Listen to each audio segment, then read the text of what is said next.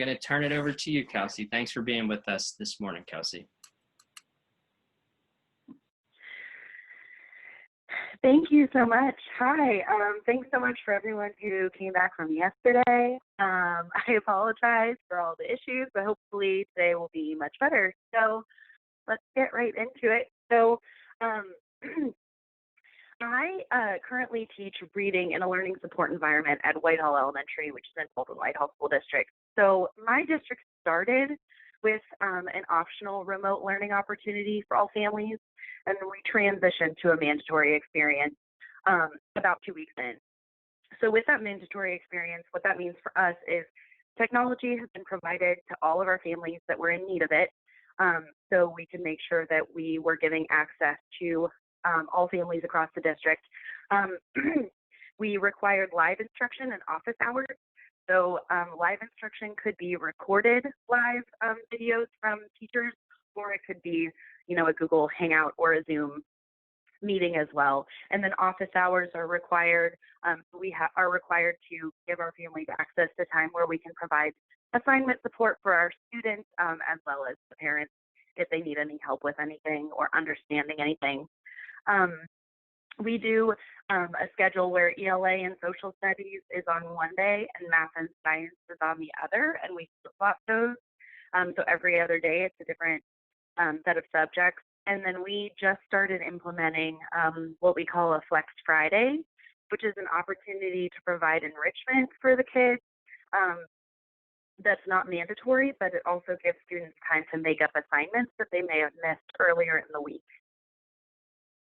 So just looking at what I've done in my remote classroom, a few things that I have implemented that we'll be talking about in this presentation are the way that I'm implementing reading and comprehension strategies during live reading instruction, ways that I'm using Pear decks to create interactive follow-up activities for the students that we can all do either together if I need to through assignment support, or that they can do on their own.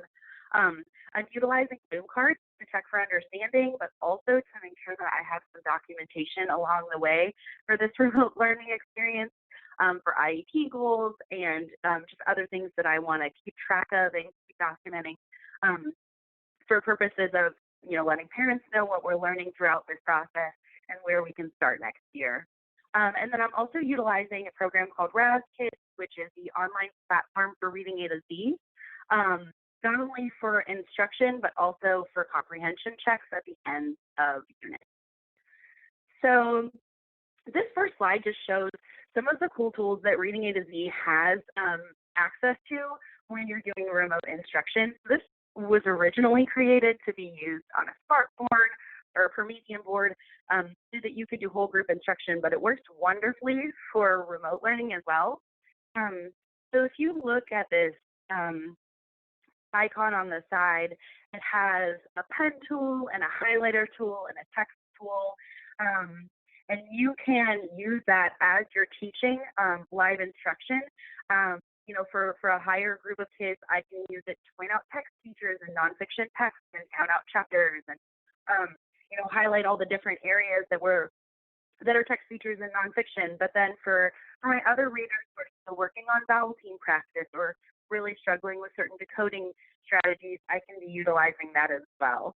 So this is an example of a way that I would use it for some of my readers to help them chunk material. My kids really have a hard time sometimes seeing the chunks in words and then identifying those smaller pieces. And that's been a skill we've been working on all year. So typically in a regular small guided reading instruction, I would be able to be pointing to those things or highlighting as we go, or different strategies like that. But in remote learning, this has been such a great tool to make sure all my students are following along. They're in the same place that everyone else is while we're reading. Making a correction for a student, I can do that visually, and they can see exactly where I want them to come. And this has been really wonderful. And for my younger kiddos, I have a few parents who like to sit in on sessions. And so this has actually been really helpful too for my parents to see the strategies that I'm using to teach the students how to figure out words on their own, rather than just giving a word away directly, as soon as they start to struggle. So this has been really helpful for my parents to kind of see the way that we help prompt our students as we're reading. So another example of something that I kind of created, I like to do OG sound card drills for some of my students that are, really just starting to nail down sounds and CBC blending. And they still really require that visual prompt. So I don't have a color printer. And so in order to give them that visual prompt, I just took a set of digital OG cards and I copied and pasted them into a PowerPoint slide. And now every time we start a session, I have one deck that has the full list of sounds, and then I have one deck that's ready for that kid based on how far they've gotten in their sound. And so when we add a new sound, I just copy the slide from one deck to the next, and then we have, our deck of OG sounds. So this is an example of a way that I would work on some phonics activities with some of my early learners that are just starting to really get CBC understanding. So this picture over here is an example of a way that I would help my students with the visual of the slide, so reminding them to slide those sounds together. So when I do this in group, these are just text boxes. So I can delete a letter, add another letter, and have them continue to blend those sounds together. This has been really helpful for a lot of my kids who really need that visual to understand, what they're seeing and translating that into blending those sounds together. And sometimes that's difficult to do over a camera, and so I found that this is really helpful. Another really helpful piece that I've been using, this is pretty low tech. I mean, it's not fancy. It certainly doesn't look beautiful. But I've taken some of the Reading A to Z resources that typically you would cut these out and you'd have your card on the table and you would put the different sounds out and replace them and work on deletion and switching things out and learning different sounds. But this is just a way that I found that works pretty well. To change out sounds, to work on phoneme, deletion, and substitution with the kids. And this is another resource that would be on there for sight words for different decodable readers. So I just made a box to highlight the word I want them to read. And this is the way that we kind of practice sight words together. And then this next part is just working on the different sounds and CVC blendings for the book that we're reading. And so we'll kind of go through and practice those all together and make sure they can blend those sounds fluently. So the highlighter tool just gives them a really good idea of what word I want them to read. It makes it an easy activity for me to create because all I need to do is copy and paste. So I have a couple of friends who are on the autism spectrum, and they're highly intelligent. They're very aware of what's going on. They have really great decoding ability. Their linguistic skills are obviously just, a little bit behind where we are in terms of our decoding, and that, comprehension can be a struggle for that. So I've been working on finding ways to make comprehension really visual for those friends who, we can't just discuss the story over a Google chat and it's going to make sense. We need to really have a visual representation of what's going on. So this has been a way I've been working on certain comprehension skills like sequencing. It's really simple to just cut the pictures out of the book that we're reading and then add a short little summary sentence. And then with my friend on Google Hangout, he'll tell me what comes first, and then I'll drag it over. I'll say, okay, then what? And if he can see the pictures and connect it with what happens next in the story, he can read the words and tell me which one to pull down next. And this has been a super fun activity that he really, really enjoys.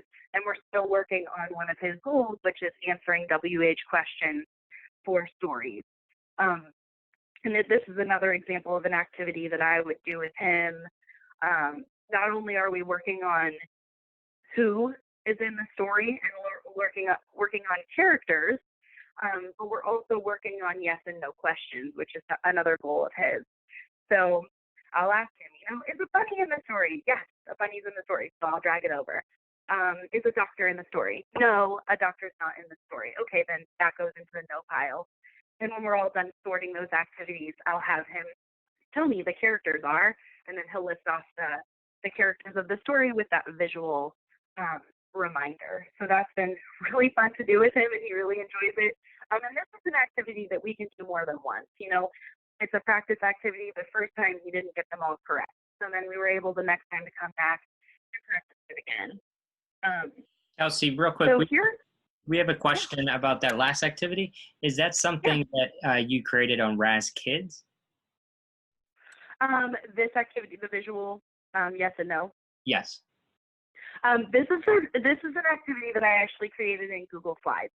So all the visuals just came from Google. So I have this story, which was this building a bridge story that has all these animated characters.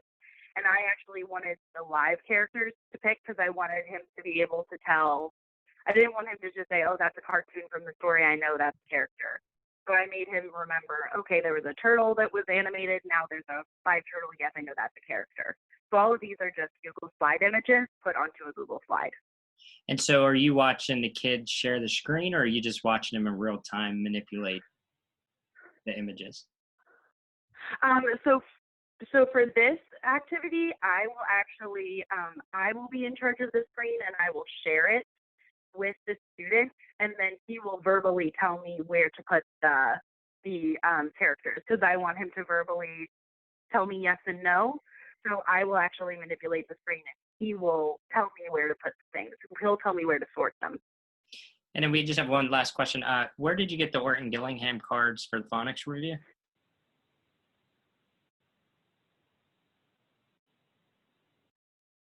The OG cards? Yes. Is that right? Those cards? Correct, yes. Okay. I bought them on Teachers Pay Teachers. I bought them on Teachers Pay Teachers. And so then I took the digital copies and I screenshot a picture of each of the flashcards on it and then put it into a Google Slide. Great, thank you. No problem. So here are some examples of some Pear Deck activities that I have created that are extensions for the lessons we're learning. So this is an example of working on the rabbit rule. And so using a Pear Deck slide, which is just a way to make Google Slides interactive. And this is something I would give to the kids, and then this is their activity that they do once we're done with group. So they can go in, and this gives them the opportunity to draw on any of the slides that they want to. Pause that for a second. So they'll draw on any slides they want to. So they're working on the rabbit rule, and they're working on dividing the syllables in the words based on that rule. So then they can actually just take their cursor, pick whatever color they want, and cut it right in half. And then I can actually see this in real time with my Pear Deck presentation open. So if I'm providing assignment support for students, we can get on a Google Hangout together. They can be working on their Pear Deck slides, and I can be seeing it in my presentation mode and reminding them, okay, so where are you going to put that? Where are you going to divide that up? And then continuing on with this, after we've practiced this maybe in a couple of sessions, then I might move them on to a Boom Cards activity where I will post a link with a picture in Boom Cards, and they can log in straight from there with their Google account, and then they can practice this rule. And what's really great is then Boom Cards provide reports, which I'll show in just a couple slides, to kind of give you some information about how they did on that activity, whether they understood it, and the progress that they're making. So here's an example of a Pear Deck slide that I might assign after we worked on sliding those BBC sounds together. So I have the word tub, I need to circle the picture of the tub. And the pictures that are on here are actually just copied, they're screenshots straight from a Reading A to Z worksheet. So all of these pictures were on a Reading A to Z worksheet, and they were working on using the CBC sounds. I just chose to kind of present it in a different way on Pear Deck, in a way that I thought would be really fun for the kids, and easy for them to do quickly. And so here's another example of after we practiced that a few times, I might then assign a boom cards activity that they can easily sign into where they can be sorting CVC words to the pictures that match. So just kind of following up those opportunities with some ways for me to keep data. So here's an example of a report that you would get from boom cards after they've completed an activity. You go to their name, ask for report, and here I can see, okay, these are assignments that I have assigned that they haven't done yet, that might be coming up in the next couple days. Here are activities they've done. Oh, for this one, short E, he got a 6 out of 6. Short O, he got a 35 out of 35, but a 0 out of 12 on matching the CVC words. So I'm probably going to call him. We're going to do some assignment support. I'll have him hop on an office hour and we'll do it together. And I specifically know that this friend, his parents don't speak English. So, we have a standing assignment support office hour just between the two of us to work on these skills if he needs some help outside of his parents being able to help him out. So here's one other example just of the technological side of Raz-Kids. So this is kind of their online format that goes beyond just reading A to Z. If you see here, I can create reading assignments on Raz-Kids. And when you create an assignment, you can choose whether you want the students to create a roster in Raz-Kids for all your students. You can assign them all different reading levels, which is fantastic. And then you can assign for them to listen to a story, to read a story, or to take a quiz on a story. So all of my guided reading instruction, all of the books come from Raz-Kids.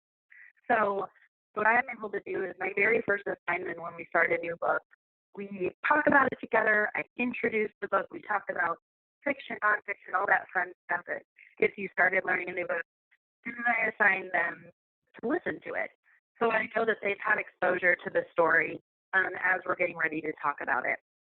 And then at the end of the story, which typically, with us only doing 2 days a week, it'll typically take about 2.5 weeks. I'll spend about 5 days on a book working on different skills.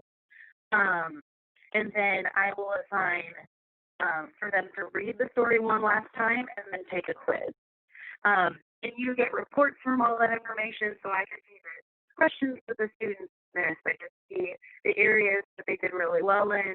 And this just gives me information. I'm not so much concerned. We're doing grading for completion of assignments. So I don't really care if they get a 6 out of 10, but that tells me, okay, we really didn't understand author's purpose. We need to keep working on that skill. Or it's helpful just for me to know where to guide my next book selection. And this really quick is just an example of an enrichment activity that we would do, a Flex Friday activity. The tic-tac-toe board, okay, so this kid wants to do epic, Raz-Kids. He wants to go to the reading room in Raz-Kids, and he's going to do a little bit of smarty dance. These are all activities that we have access to in the district, and so more have been offered free during this time. And so I might give them, okay, tell me which ones, and then on the next slide, I created, there we go. Sorry. On that next slide, I created links to all of the different activities that they might need to be linked to. And so they can just easily decide, okay, those are the 3 activities I want to do. Then I'm going to jump to the Smarty Ants link. And here I have my login. I'm going to log into Smarty Ants and get started on that. So it just makes it easier for parents having that all in one spot. So you can create links in Pear Deck, which can make it really easy for you to kind of take them to different places or to check out different things. So that's the majority of the things that I've been trying in my classroom.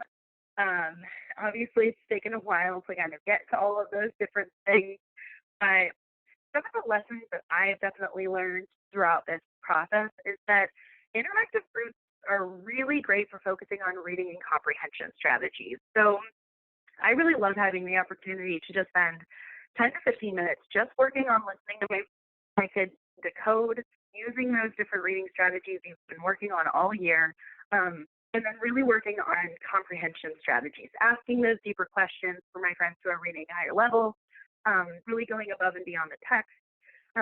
that's a really great opportunity to kind of do those things together. And then Pear Deck really allows for those slides to be interactive, so that we can do extension activities beyond that that I'm confident they can work on. Either if they need to jump on an assignment support session with me, or they can do it with their parents. My Pear Deck slides never take more than 10 minutes to do, so it keeps it a nice little takeaway from what we've been working on together to make sure that they're understanding the skills that we're working on. It also, Pear Deck really cuts down on tech issues. So like I said, I've used some Google Slide things that I typically will have the kids tell me how to manipulate, and I manipulate it for them. Google Slides is great, but it can get tricky with formatting. I started with Google Slides before I knew about Pear Deck, and my parents were constantly having issues with the text boxes. They were constantly disappearing, and they would delete a picture and not know how to get it back. So Pear Deck really kind of takes out all of those tech issues that I was spending a lot of time troubleshooting with parents. I found that boom cards is extremely helpful for checking understanding.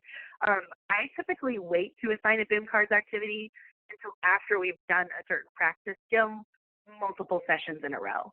So for rabbit rule, I'll probably have them practice rabbit rule on 3 separate sessions, and then I'll give them a boom card to practice it. Because I really want that boom card activity and that report to tell me, okay, after we've practiced it, we've regrouped and practiced it as a whole group, they've done it on their own, are they really understanding this skill? Can they do it independently with accuracy? So that's been really great. I really love having that report and that data, especially for my IEPs. And then Raz-Kids really makes it easy for me to assign a variety of options for the kids to participate in the story. So I really love being able to use it to extend my introduction of a story and also to check for understanding at the end. Allowing the students to be able to listen to it really cuts down on the amount of time we have to spend, in session just getting through the story. We can take our time working a couple pages at a time because I know that they've been introduced to the story as a whole at the very beginning. And then practical tips. Signing up for Raz Plus is currently free. So once you sign up for that, you just create your student roster. And you can, like I said, you can assign different reading levels for all the students. And you can find really great books that are based on interest level. They have thousands of options. I mean, they really do have quite a variety. I've been using Reading A to Z all year to assess my students, so I knew their reading levels. So Raz-Kids is really great in terms of it has a correlation chart. So if you use CRA or you use Canal or you use Lexile level or AR or whatever you use to assess your students' reading, it has correlation charts to what that would mean in terms of a Reading A to Z level. And so you can easily kind of figure out where your students are and where they need to start, which is really helpful. Another really practical tip is to use that screenshot feature to take pictures of worksheets to incorporate into your Pear Decks. I mean, there's no sense in reinventing the wheel. I have 8 different classrooms that I teach based on skill level. So I'm not trying to be crazy with the activities that I'm creating. If there's a good worksheet that I know that I can use, and if the kids can write on it, it's going to be great, then I will copy and paste and put that into my Pear Deck. I'm not trying to make something crazy every single time. And that consistency is helpful for the kids. So I either get those worksheets on Raz-Kids because they have a ton in relation to every story. They always have a phonics focus, they always have a comprehension focus, and they always have a grammar focus. And those are usually what I'll focus on. But I've also found free resources on Pinterest and Teachers Pay Teachers. So, anywhere you can go to find a worksheet, you can screenshot that, put it straight to a Pear Deck. So creating a boom cards account, number 3, is also still free. And you can actually directly import your Google Classroom. So that makes it super, super easy to just set everyone up right away. All you have to do is connect it with your Google, they import Classroom, and you've got all your students ready to go. And so when they sign in with Google, they don't even have to put in a password. So if you're using Google Classroom, it's amazing, it's flawless, it makes it so easy, and it really cuts down on parent questions. You can also an example in Zoom cards, there's an opportunity to use a hyperlink, and it's really great. You can link it directly into your Pear Deck, just like I did with that. I'll take a picture of the assignment and then I'll link the link into Zoom cards directly to it. And then it will only give them that assignment. So rather than them opening up their account and, like with that one friend, you could see there were 4 that weren't done yet. That's because he can't even see them. So I know that he has 4 that are coming up soon, but he only sees the ones that he has the hyperlink to, which makes it really easy to make sure that they're working on the assignment that you want them to. And you can set things up, even weeks in advance if you wanted. So Google Slides is great for those comprehension and phonics skills that require moving a lot of icons. So when you're kind of moving everything around, so like I said, I would definitely recommend leading those activities rather than assigning them to the students. Would definitely be my recommendation. And then Pear Deck, this is really, really great. It just happened, I think, I want to say last week. They just added a new addition to Pear Deck where you can add sound to your slides. So they didn't have that before, and it's so great now. So many teachers respond and say, hey, I need to make this accessible to all my students. Please let us add sound.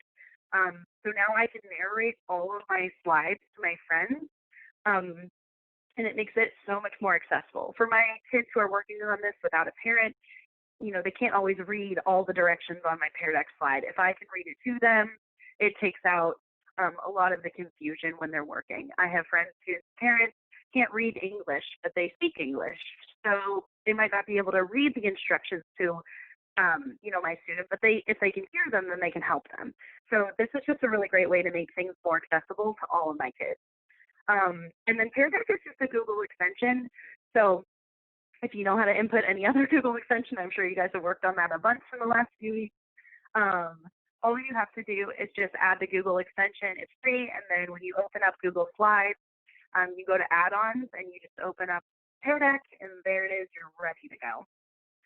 So the next step is looking at my Google Classroom. I think the one thing that I really am looking into is, like I said, I use Google Hangout more predominantly than I do Zoom. Clearly, I have some Zoom tech issues, but I would be interested in trying Zoom because I know that they have an opportunity to allow remote access to your screen. So it would be really awesome if I could pull up some of these activities and then give my kids remote access to manipulate them while we're working together. That would be a really cool way to extend the interaction that we can be having. I did try it one time with a family, and they were extremely confused with how to get connected to Zoom, and it wasn't downloaded on their computer, and all those tech issues that we've all been dealing with. And so we just switched back to Google Hangout, and I was like, it's okay. So right now, that's what my family and students are familiar. My families and students are familiar with, but we might need to extend that as we go. So we'll see what happens next. But those are my next plans.